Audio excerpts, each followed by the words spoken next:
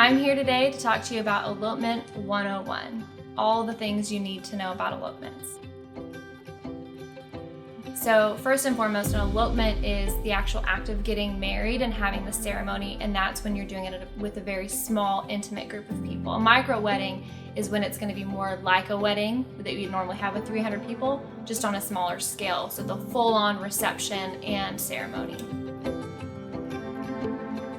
I think some of the reasons why you would choose an elopement over a more traditional wedding is if you're on a tight time frame where you're needing to get married a little bit quicker and you want to get it done, then that's a great way to do it and still have a reception afterwards to celebrate.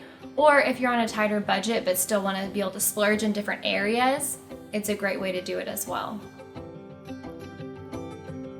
So elopements during COVID actually don't look too crazy compared to what they used to be. A lot of elopements are destination based, whether that be at a family's backyard or your own backyard is probably the newest part that's been added more frequently, but it's just somewhere that's really intimate and special.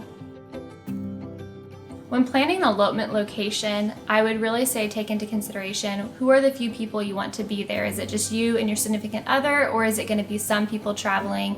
Are they going to be able to make it if it's going to be a destination, or do you want to keep it local so it's more accessible?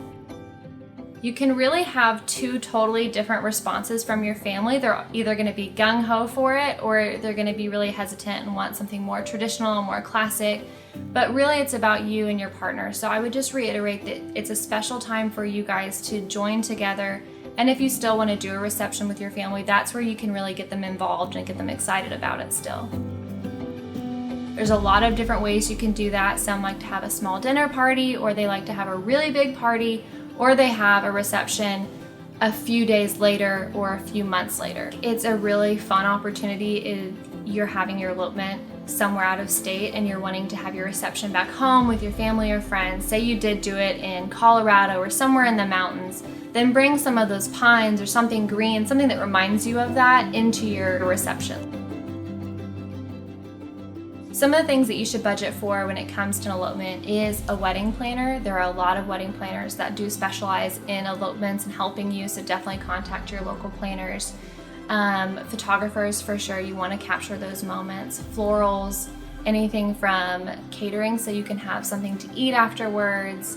There's so many vendors that you need to be considering. So I think it's really dependent on what you value and what you really want involved. Thanks for joining us on Elopement 101. Definitely stay tuned for more tips from our team and follow us on Instagram.